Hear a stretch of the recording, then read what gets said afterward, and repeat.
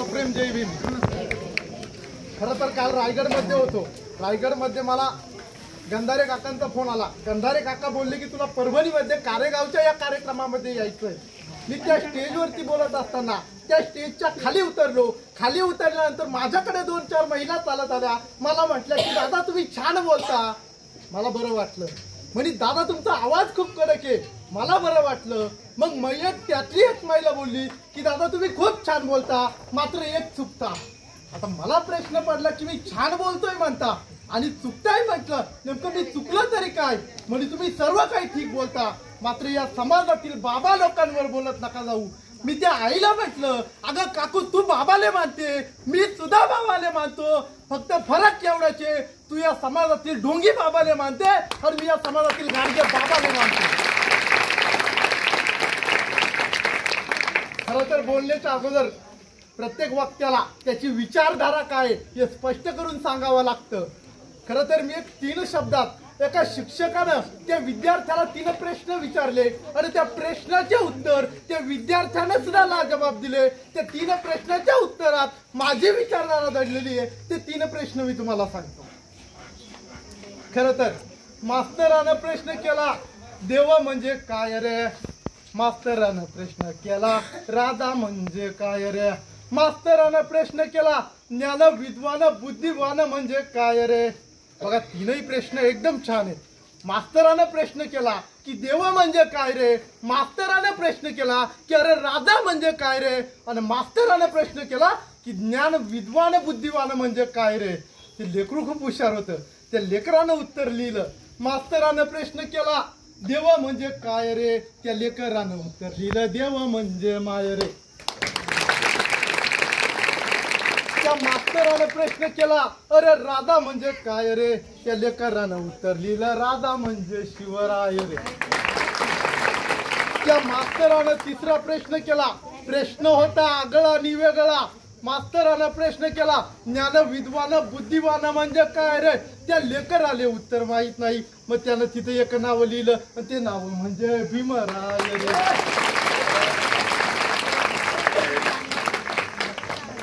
संपूर्ण विश्वाला मानवतेचा आणि शांततेचा संदेश देणारे महाकारुणिक तथागत गौतम बुद्ध, भगवान वीर एकलव्य, संत रविदास, संत तुकाराम। खरं तर ज्या मातेच्या कुशीतून स्वराज्याचं देखणं स्वप्न बाहेर पडलं त्या राजमाता जिजाऊ, ज्या माणसाने हे स्वप्न आपल्या उघड डोळ्यांनी बघितलं ते राजे शहाजी, ज्या माणसाने हे स्वप्न सत्यात उतरविण्यासाठी कुठल्या कोंबड्या वाकऱ्याचा बळी न देता स्वतःच्या रक्ताचा अभिषेक केला आणि मनस्मृतीसारखी थोतांड साईटला नाकारून या स्वराज्याची स्थापना केली। ते वंदनीय राजे शिवछत्रपती आणि या स्वराज्याचं रक्षण करणारे धर्मवीर। आपण ज्यांना आता छावा चित्रपट बघितला ते राजे संभाजी। खरं तर 1.5 दिवस शाळेत जाऊन रशिया सारख्या देशाला छत्रपती शिवाजी महाराज कोण होतं आणि जगबदल घालून निघावं मग सांगून गेले भीमराव हे सांगणारे लोकशाहीर अण्णाभाऊ साठे। खरं तर या समाजाला शिक्षणाची गरज आहे ही एक भूमिका डोळ्यासमोर घेतली। शिवरायांची समाधी शोधली। या देशात नव्हे तर जगभरात शिवरायांची पहिली शिवजयंती साजरी केली। ते क्रांतीसूर्य महात्मा ज्योतिबा फुले। खरं तर या देशात तुमचा माझा नाही 144 कोटी लोकांचा बाप म्हणून ज्याला ओळखलं जातं आणि ज्या महामानवाची जयंती फक्त भारतातच नाही तर भारताच्या बाहेर 152 देशात साजरी केली जाते ते भारतीय राज्यघटनेचे शिल्पकार क्रांतीसूर्य महामानव विश्वरत्न विश्ववंदनीय परमपूज्य डॉक्टर बाबासाहेब उर्फ भीमराव रामजी आंबेडकर। संतांमधील सर्वश्रेष्ठ संत म्हणून ज्यांना ओळखल्या जातं ते संत तुकाराम महाराज, संत गाडगे महाराज आणि या समाजासाठी लढणाऱ्या सर्व महामानवांना मी प्रथमतः वैभव पवार संभाजी ब्रिगेडवरनं तुम्हा सर्वांच्या वतीनं टाळ्यांच्या गजरात विनम्र असं अभिवादन करतो।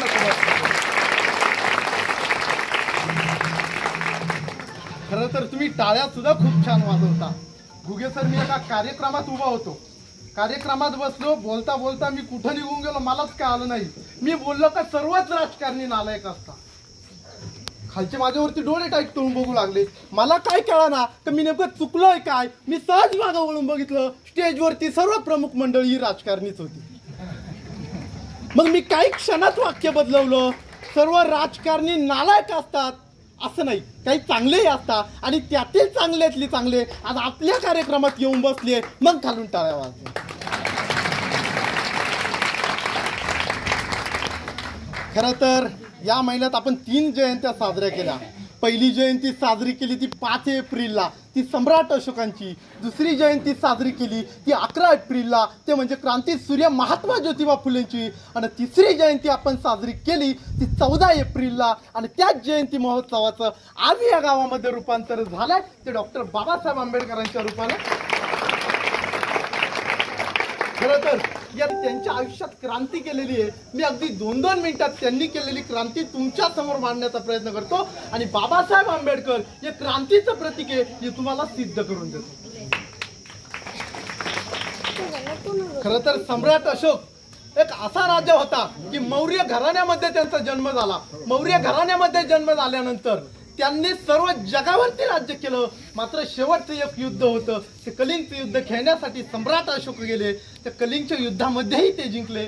मात्र युद्ध खेळल्यानंतर त्यांना तिथे पडलेले ते मृत्युमुखी देह, कुणाचा हात तुटलेला, कुणाचा पाय तुटलेला, कुणाची गर्दन छाटलेली, हे बघेन असं झालं. मग ते सम्राट अशोकांना वाटलं की अरे मी एवढी हिंसा करतो, कदाचित हे बंद करावं लागेल. त्या लोकांनी त्याही ठिकाणी बौद्ध भिक्खूंच्या हातून बौद्ध धर्माची दीक्षा घेतली. ही पहिली क्रांती.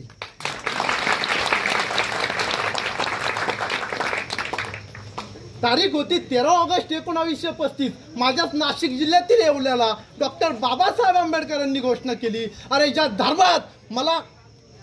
धर्मामध्ये मला मान सन्मान नाही, त्या धर्मात मी जन्माला जरी आलो तरी मी मरणार नाही. 13 ऑगस्ट रोजी येवल्याला घोषणा केली. आणि 14 ऑगस्ट 1956ला नागपूर येथे बौद्ध भिक्खू चंद्रमणी यांच्या हस्ते एका वेळेला 5 लाखापेक्षा अनुयायांना जास्त घेऊन कुठल्याही रक्ताचा थेंब न सांडता दुसरी क्रांती केली.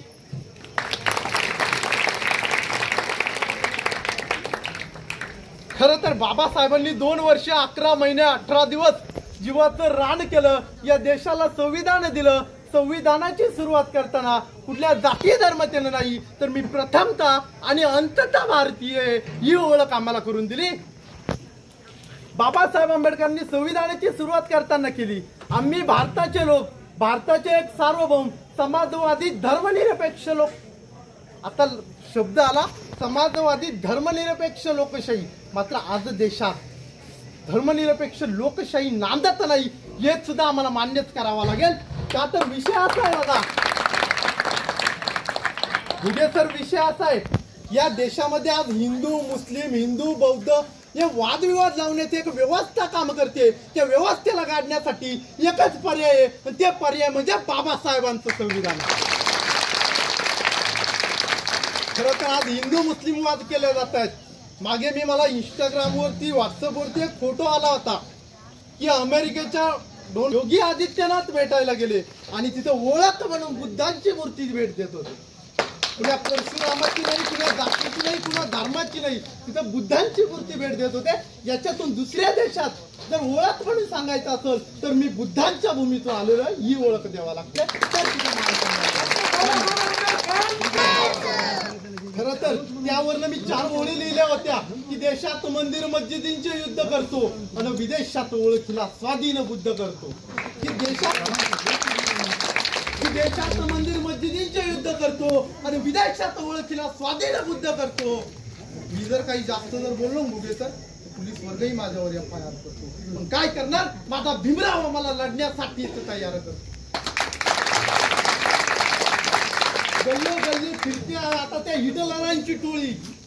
मी या व्यवस्थेतल्या काही लोकांना हिटलर का म्हणतो, ज्यांनी धर्म मार्तांड पेरायचं, गल्ली गल्लीत एक प्रशंसा करायची आणि या लोकांना धर्माचे धडे शिकवून एक कुठल्या तरी न्याय व्यवस्था वेगळी तयार करण्याचा प्रयत्न करायचा.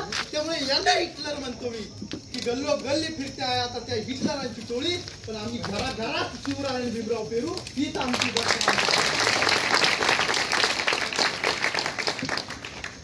सर. मी असंच एका कार्यक्रमात बोलता परत बोललो की राजकारणी व्यवस्था अशी असते तशी असते. तर तिथं माझ्यावरती एक केसेस झाली होती.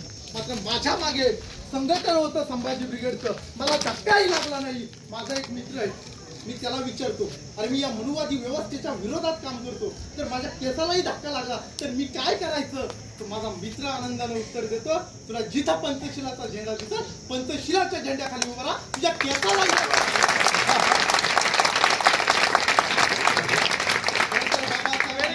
शेतकऱ्यांचे नेते होते हे सुद्धा बऱ्याच जणांना माहित नाही का? तर मुंबईच्या आता मैदानांवरती आंदोलन करणारे, पहिले आंदोलन शेतकऱ्यांसाठी करणारे बाबासाहेब आंबेडकर होते. शिवराय सुद्धा शेतकऱ्यांचेच नेते होते का? ते इथल्या रयतेच्या काडीला जरी हात लागला तरी तुमच्या हात कलम केल्या जाते. हे स्वतःच्या सैनिकाला आदेश देणारा राजा शिवछत्रपती होता. शेतकऱ्यांचेच नेते होते. शेतकऱ्यांसाठी शेतकऱ्यांचं आसूड नावाचं पुस्तक त्यांनी लिहिलं.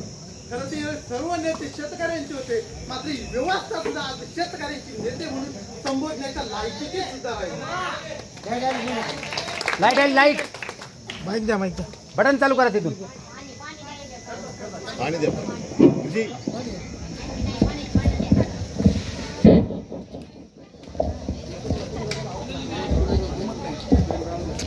सिंपल आवाज आहे, सिंपल.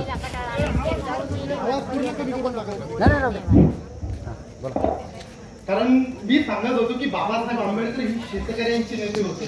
कारण की या मला वाटतं नांदेड जिल्ह्यामध्ये तुमच्या बाजूला जिल्हा नांदेड जिल्ह्यात एक भिलोली नावाचा तालुका आहे, त्याच्यामध्ये एक मिणकी नावाचं गाव आहे. त्या गावामध्ये मावशी तारीख होती 12 जानेवारी 2025. याला 2-2.5 वर्षात 2-2.5 महिन्यापूर्वीचा काळ आहे दादा. मी तारीख वारासहित सांगतो. तारीख होती 12 जानेवारी 2025.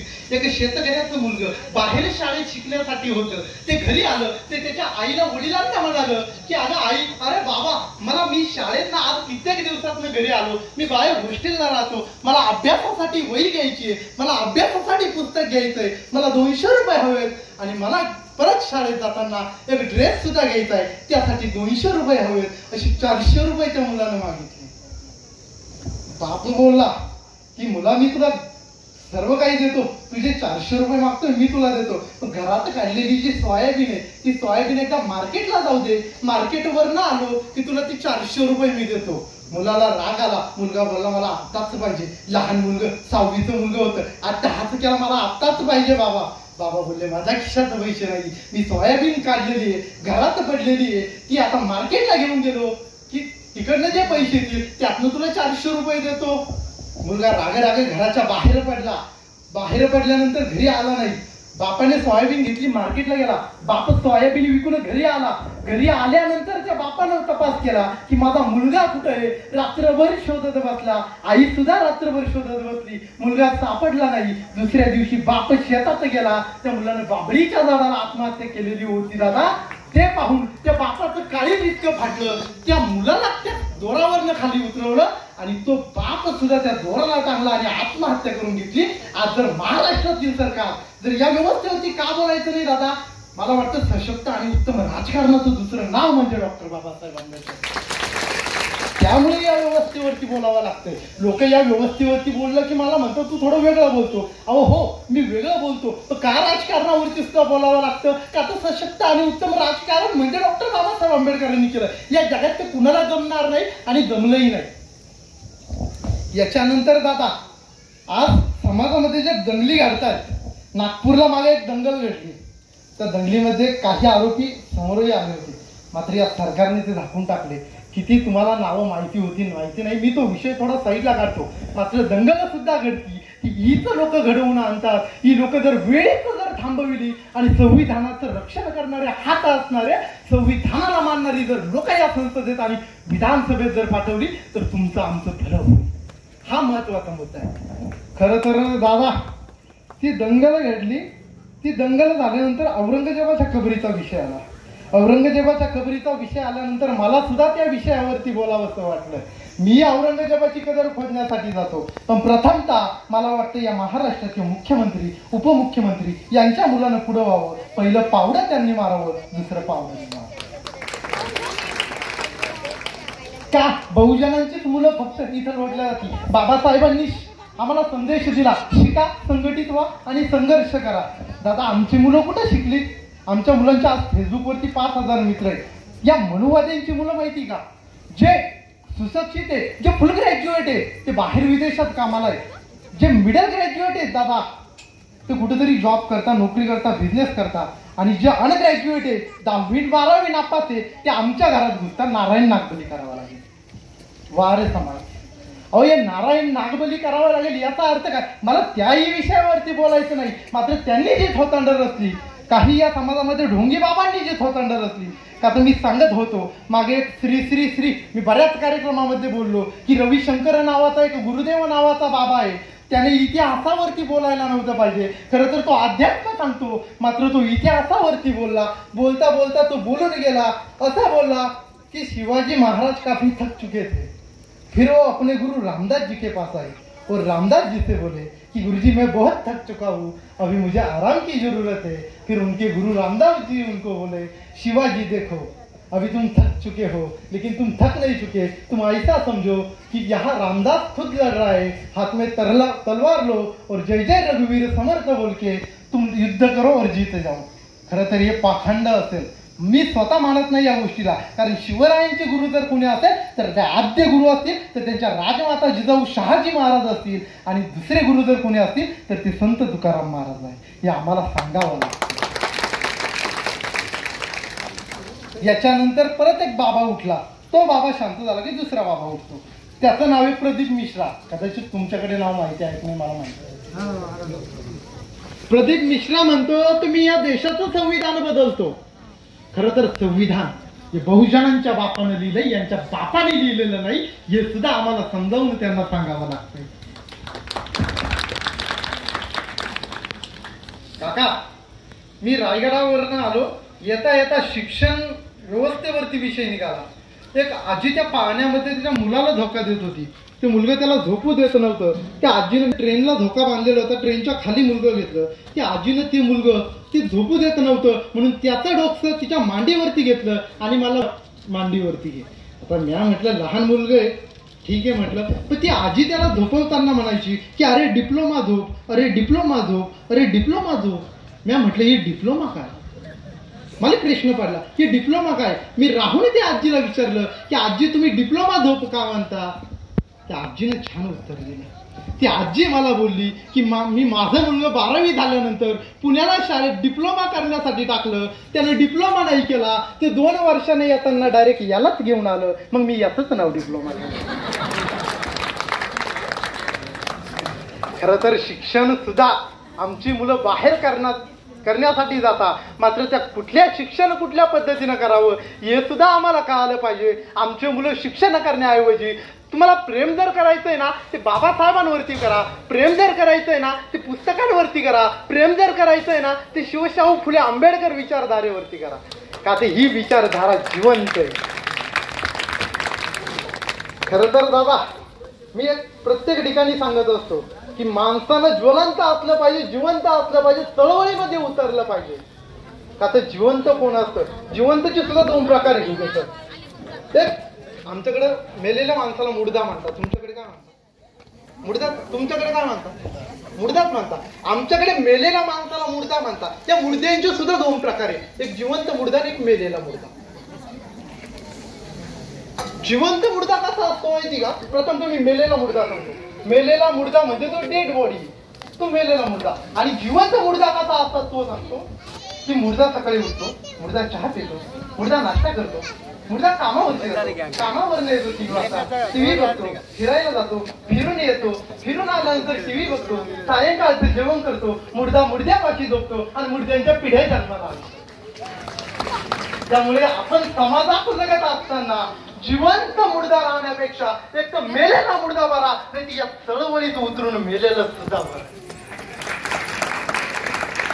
आता किती दिवस सहन करायचं? बाबासाहेबांनी सांगितलं अरे घरात सडून मेल्यापेक्षा बाहेर लढून मर लोक सुद्धा तुला म्हणतात. त्यामुळे आम्हाला बाहेर लढून मेलेलं हे कधीही योग्य राहील. त्यामुळे आम्ही बाहेर या चळवळीमध्ये उतरलं पाहिजे आणि चळवळीमध्ये जिवंत सुद्धा किती असलं पाहिजे. दादा एखाद्या कार्यक्रमाला जात आहे, नाही 4 व्हीलर मोटरसायकलने जा, नाही मोटरसायकल सायकलने जा, नाही तुमच्याकडे सायकल, विषय साईडला करा, पैदल जा. नाही पैदल जाताय, पाय नाही फरफडत जा. अहो रोड मध्ये मनुवादी अवस्थेचे काही लोक भेटतील तर तुमच्या हातापायाचे तुकडे करतील. उडणारी रक्ताची प्रत्येक चिळकांडी ही बाबासाहेबांच्या शिवरायांच्या दिशेने उडलं पाहिजे. एवढं जिवंत आणि ज्वलंत राहिलं पाहिजे. खरं तर या व्यवस्थेत जो माणूस ज्वलंत आहे ना तोच जगू शकतो. ही व्यवस्था चांगल्यांची राहिलेलीच नाही. का आता अण्णाभाऊ साठेंना सांगितलेलं आहे ही व्यवस्था सुद्धा काही हिजड्यांची राखील झालेली. खर तर आता मी आत्ता बोललो की माणसानं ज्वलंत असलं पाहिजे, जिवंत असलं पाहिजे. पण बऱ्याच लोकांचं म्हणणं आहे की बाबासाहेबांनी आमच्यासाठी काय. त्यांना मी त्याचं उत्तर सुद्धा देतो. लोक म्हणतात की बाबासाहेबांनी आमच्यासाठी काय केलंय.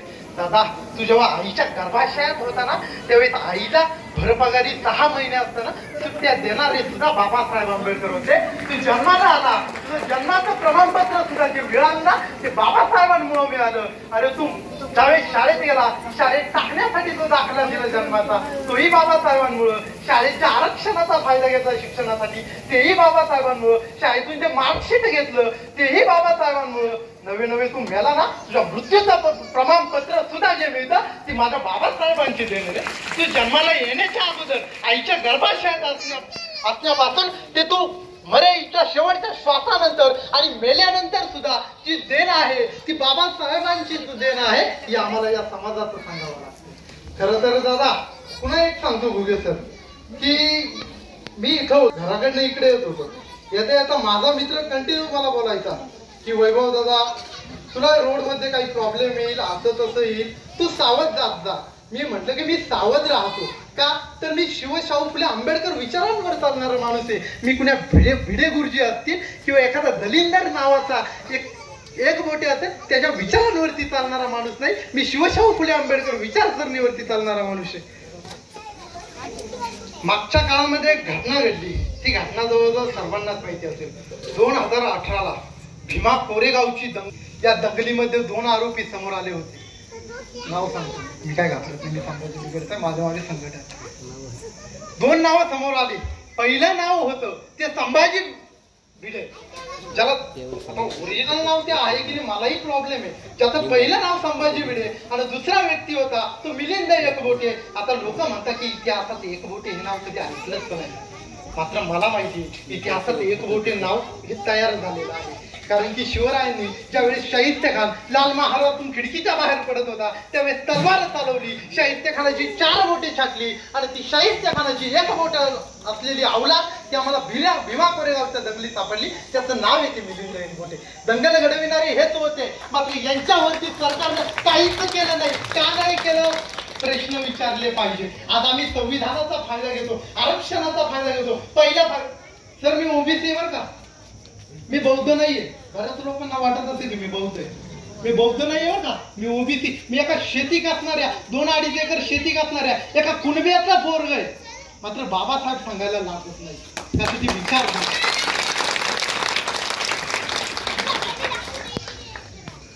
खरं तर बाबासाहेबांनी आरक्षण देताना प्रथमतः मला आरक्षण दिलंय त्यामुळे मी बाबासाहेब आपल्याला सांगतो. पहिलं आरक्षण ओबीसीला दिलं 340. दुसरं आरक्षण दिलं 341 एसटी आदिवासी आणि शेवटचं आरक्षण जे दिलं ना ते तुमच्यासाठी. तुमचा विचार शेवट, पहिला विचार बाबासाहेबांनी माझ्यासाठी केला. त्याच्यामुळे माझे पहिले गुरु बाबासाहेब.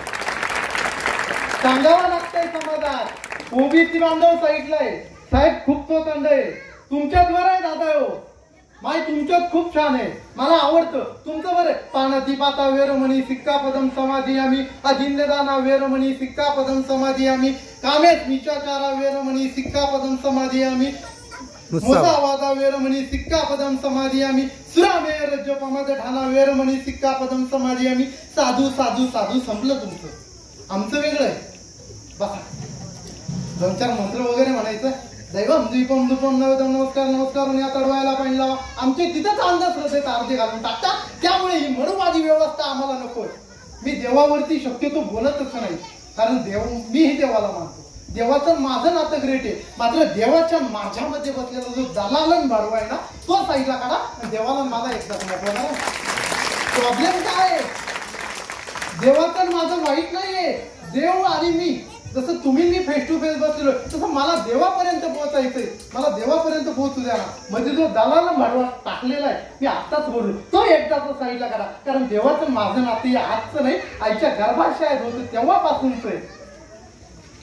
खरं तर देवावरती बोलणं चुकीचं आहे. खरोखर मी देवाला मानतो फुगे सर, तुम्ही माझं बोलणं झाल्यानंतर का तुझी माझ्यावरही थोडंफार बोलू असं मला वाटतंय. मी वैयक्तिक स्वतःही देवाला मानतो. देवावरती बोलणं चुकीचं ना, म्हणजे चुकीचंच आहे. मात्र मी जे ढोंगी बाबा आहे समाजात मला ते पटती नाही, त्याच्यामुळे मी त्या ढोंगी बाबांवरती बोलतो. कारण आत्ता मागे एक इंस्टावरती रील्स बघितली. रील्स अशी होती, एक बाबा लड्डू मुत्या नावाचा बाबा आला, फॅन मध्ये हात घातला की फॅन थांबवायचा. मी चक्क झालो, फॅन मध्ये हात घातला का तो फॅन थांबवायचा. मी म्हटलं याला मी माझ्या घरी घेऊन येतो, माझ्या घरातला फॅन चालू करतो आणि त्याला सांगतो की हा फॅन थांबवा. अहो साहेब, इतक्या अंधश्रद्धेमध्ये भरकटवलं की अंधश्रद्धेतून बाहेर सुद्धा निघणं गरजेचं आहे. का तर गाडगे बाबा सुद्धा अंधश्रद्धेचे जनक होते. गाडगे बाबा सांगायचे मंदिरात देव नसतो, माणसात देव असतो. आणि खरोखर आज इथे जी माणसं बसलेली आहे या माणसात मी देव बघतो, मी मंदिरात सुद्धा देव बघत नाही. गाडगे बाबा सांगायचे मंदिर उभं केलं, देव विकत आणला की फुकट आणला. लोक म्हणायचे विकत आणला बाबा. अरे विकत आणला, तुमचा देव धोतर नेसतो का जी? लोक म्हणायचे नाही नेसत बाबा. तुमचा देव अन्न खातो का जी? लोक म्हणायचे नाही खात बाबा. गाडगे विचारायचे तुमचा देव आंघोळ करतो का जी? लोक म्हणायचे नाही करत बाबा. अरे माझं आंघोळ नाही करत, धोतर नाही नेसत, देव तो कसला? तो देव नाही, देव हा माणसात आहे. तुम्हाला जर देव बघायचा आहे ना, तो भीमराव आंबेडकरांमध्ये बघा, छत्रपती शिवरायांमध्ये बघा. आमच्या नाशिकला गाडगे बाबा आले होते गंगा नदीच्या तीरावरती. ती घटना सत्य आहे, तिथं पोस्टर वगैरे सर्व लावलेली, कोरीव शिलालेखा टाईप बनवलेले. तिथे एक घटना लिहिलेली मी खूप बारकाईनं वाचली. जर आलेच कधी आमच्या नाशिक जिल्ह्यात तर त्या गाडगे बाबांचं जे छोटंसं धर्मशाळा वगैरे तिथं जाऊन बघा. तिथं लिहिलेलं होतं गाडगे बाबा एक वेळेस मंदिरात गेले, मंदिरातला लाईट गेलेला होता. तिथला एक पुजारी म्हटला की थांबा बाबा, मी दिवा लावून आणतो. त्या माणसानं दिवा लावून आणला, त्या दिव्याच्या उजेडात देव दिसला. मग गाडगे बाबा म्हणाले अरे तू आता मला सांग, तुझा दिवा मोठा की देव मोठा? कारण दिव्यानं मला देव दिसला ना. तुझा देव नाही मोठा, तो दिवा प्रकाश देणार आहे, तो दिवा मोठा आहे. की माणसं ज्वलंत असतात की माणसं मोठी असतात. शेवटचं कीर्तन झालं होतं बांद्र्याला. बांद्र्याच्या कीर्तनात गाडगे बाबा बोलले होते बघा मायो, बघा बापायो, तुम्ही देव बघितलाय का जी? लोक म्हटले नाही बघितले बाबा. मग तुम्हाला देव बघायचा आहे की? लोक म्हटले हो. आता देव बघायचं म्हटलं कुणी होत म्हणे. लोक म्हटले हो बघायचं आहे ना बाबा. अरे जर तुम्हाला देव बघायचं आहे ना, त्या सुटाबुटात असलेल्या आणि या देशाला संविधान देणाऱ्या भीमराव रामजी आंबेडकरांमध्ये देव बघा, बाकी स्वतंत्रांमध्ये देव बघा. खरं तर ही सर्व महापुरुष किंवा महामानव झाली ही एकाच विचाराची आहे. का तर मला वाटतं अण्णाभाऊ साठेंचे गुरु डॉक्टर बाबासाहेब आंबेडकर आहे. बाबासाहेब आंबेडकरांचे गुरु महात्मा फुले, महात्मा फुलेंचे गुरु छत्रपती शिवाजी महाराज आहे. शिवाजी महाराजांचे गुरु संत तुकाराम महाराज आहे. आणि संत तुकाराम महाराज म्हणतात बोले तैसा चाले त्याची वंदावी पाऊले, बोले तैसा चाले त्याची वंदावी पाऊले. याचा अर्थ होतो तथागत. आणि या देशाला नाही, विश्वाला नाही, पुण्या कान्याकोपऱ्यात जाऊन विचारा तथागत कोण, तर उत्तर मिळेल तथागत गौतम बुद्ध. या जगाचं सत्य एकच आहे, अंतिम सत्य. प्रबोधनकार ठाकरे त्यांच्या दगडाची देवळे की धर्माची देवळे की देवळाचा धर्म या पुस्तकात लिहिता की अहो जे पंढरपूरचं जे तुमचं विठ्ठलाचं मंदिर आहे ते मंदिर सुद्धा एक बौद्ध स्तूप आहे. मी नाही म्हणत, प्रबोधनकार ठाकरे म्हणतात. प्रबोधन ठाकरे कोण? बाळासाहेब ठाकरेंचे वडील, उद्धवसाहेब ठाकरेंचे आजोबा. म्हणजे पेंग्विनचं पिल्लू गेल्यानंतर दोन जीवत नाही, त्याचे पंजोबा आहे त्या असं काहीतरी. पेंग्विनचं पिल्लू गेल्यावर दोन जीवत नाही, पंजोबा. तर त्या आदित्यसाहेब ठाकरेंचे जे पंजोबा आहेत ते सांगतात की जे पंढरपूरचं मंदिर आहे ते बौद्ध स्तूप आहे. मी नाही सांगत की यांचे. आणि महिला वर्गाला मी एक आवर्जून विनंती करतो, एक कळकळी भीक मागतो ताई तुमच्याकडे. जर तुमच्याकडे हिंदू महिला जर येत असतील ना, तर आमच्या घरी महालक्ष्मीच्या व्रताचं काय म्हणतो हे ठेवलेलं आहे, उपासना वगैरे काय ते व्रत ठेवलेले, त्याच्यासाठी तुम्हाला यावं लागेल. मी तुम्हाला धर्म धोतांडांमध्ये आठवत नाही. मात्र हक्कानं जायचं तिथं तुम्ही तुमच्या घरी कार्यक्रम ठेवायचा, त्यांना बोलवायचं आणि बोलवल्यानंतर त्यांना पुस्तक द्यायचं. त्यांना महालक्ष्मीचं पुस्तक दिलं की तुम्ही त्यांना त्यांचंच पुस्तक द्यायचं. पुस्तकाचं नाव सांगतो धर्माची देवळे की देवळाचा धर्म. त्यांना सुद्धा सत्यता लक्षात येईल असं पुस्तक तुम्ही सुद्धा त्यांच्या घरात देत जा. ते तुमच्या घरात देता लाजता कशाला तुम्ही द्या ना त्यांच्याही घरामध्ये पुस्तक. तसं काही नाहीये मावशी. मला म्हणजे मी कुठल्या जाती धर्माचा द्वेष राग, कारण की मला वाटतं दादा हिंदू धर्म सांगत नाही की कुठल्या जाती धर्माचा द्वेष करावा, एकही पुस्तकात लिहिलेलं नाही. बौद्ध धर्म सांगत नाही की कुठल्या जाती धर्माचा द्वेष करावा, एकही पुस्तकात लिहिलेलं नाही. मुस्लिम धर्म सांगत नाही की कुठल्या जाती धर्माचा द्वेष करावा, एकही पुस्तकात लिहिलेलं नाही. जर जाती धर्माचा द्वेष करावा असं एकही पुस्तकात लिहिलेलं नाही, एकही धर्माचा धर्म ग्रंथात लिहिलेलं नाही. मग जातीय द्वेष नेमकं पसरवतं कोण? तर इथे ही मनुवादी व्यवस्था. मला पुन्हा त्याच विषयाकडे यावं लागतंय. त्या मनुवादी व्यवस्थेला एकदा तुम्ही गाडून टाका, पंचशिलाचं पालन करा. आता पंचशिलाचं मी एक उदाहरण देतो. एक माणूस होता, तो चोरी करायचा. भुगेसर चोरी करणं हा त्याचा व्यवसाय होता. चोरी केली तर त्याचं पोट भरायचं. एके दिवशी चोरी करता करता तो असाच घरी गेला. चोरी करून घरी गेल्यानंतर एक बौद्ध भिक्खू संघाची टोळी चाललेली होती. त्यांचं चालू होतं बुद्धं शरणं गच्छामि, धम्मं शरणं गच्छामि, संघं शरणं गच्छामि. चोरानं ऐकलं, चोर बाहेर आला. भिक्खू वर्गाला आतमध्ये घेतलं. भिक्खू वर्ग म्हटला पाणी द्या. पाणी दिलं, जेवण दिलं. भिक्खू वर्गाला पाया वगैरे पडला. भिक्खू वर्गाला विचारलं की तुझा व्यवसाय काय? त्याने व्यवसाय सांगितला नाही. भिक्खू वर्गाला सांगितलं तू आमच्यासाठी काहीच करू नको, फक्त तुला 5 पंचशिला सांगतो. 5 पंचशिलापैकी एका पंचशिलाचं पालन कर. आता त्यात एक पंचशिला असं आहे की मी चोरी करणार नाही. माहिती असेल सर्व. त्यात एक पंचशिला असं आहे की मी चोरी करणार नाही. मात्र चोर म्हटलं की त्याच्याशिवाय माझं भागूच शकत नाही, त्याच्यामुळे मी ते पंचशिला पाळणार नाही. मात्र हा मी एक पंचशिला पाळतो आणि ते पंचशिला म्हणजे मी खोटं बोलणार नाही. दुसऱ्या दिवशी भिक्खू संघ निघून गेला. चोराला वाटलं आता चोरी करणं, आपण ती काही प्रतिज्ञा पाळलेली नाही, आपण फक्त बोललेलो का खोटं बोलणार नाही. तो राजाच्या दरबारात हिरे ठेवलेले होते. 5 हिरे होते. तो ते हिरे चोरण्यासाठी निघाला. राजा सहज दुसऱ्या गणवेशामध्ये बाहेर हिंडत होता. चोरालाही राजा ओळखून नाही आला. तर राजाने विचारलं की अरे लेका कुठं चालला? आता यानं सांगितलेलं होतं की मी खोटं बोलणार नाही. याने सांगितलं की मी चाललोय राजाच्या दरबारात चोरी करायला. बोलला त्या राजाला. राजा वेगळ्या गणवेशामध्ये सकाळी शॉकिंगला निघालेला. मी राजाच्या दरबारात म्हणे चोरी करण्यासाठी चाललो. राजाला वाटलं अरे बापरे, माझ्या समोरच म्हणतोय की राजाच्या दरबारात चोरी करायला चाललो. गेला. तिथं 5 हिरे ठेवलेले होते. 5 हिऱ्यापैकी त्याने 3च हिरे चोरले. त्यालाही वाटलं चोरी केली हे समजू नये राजाला. 3 हिरे चोरले आणि तो निघून गेला. राजानं बघितलं, तो निघून गेला. नंतर तिथं त्या प्रधानानं बघितलं की या दरबारात चोरी झाली आहे. प्रधानानं राहिलेले 2 ते हिरे होते तेही चोरून घेतले. मग राजाला खबर मिळाली की दरबारात खरोखर चोरी झाली आहे. मग तो राजा परत त्या चोराकडे गेला. म्हटलं अरे तुला मला ओळखलं नाही, मी तोच राजा आहे. तू चोरी केली हे ठीक आहे, पण तू हिरे किती चोरले? चोर म्हटला 3 चोरले. मग 2 गेले कुठे? दरबारात सभा भरवली. चोर समोर आणला की हिरे गेले कुठं? राजाला आता माहिती होतं की चोर हाच आहे. हिरे गेले कुठं? त्यावेळेस त्या चोराने सांगितलं की साहेब मी चोरी केली, पण 3च हिऱ्यांची चोरी केली. खरं बोलणारा तो चोर प्रधानाच्या जागी बसला आणि तो ढोंगी प्रधान त्या भिकाऱ्याच्या जागी, चोराच्या जागी आला. ही पंचशिलाची ताकद आहे. या पंचशिलाचं पालन करा. कमीत कमी या ठिकाणी मला वाटलं होतं की खूप छान नियोजन वगैरे केलेलं आहे यांनी हार वगैरे आणले. याचा मी त्या गांधारे काकांना सहज बोललो, काका तुम्ही एवढे हार वगैरे कशासाठी घेतले? म्हणजे माणसांसाठी घेतले.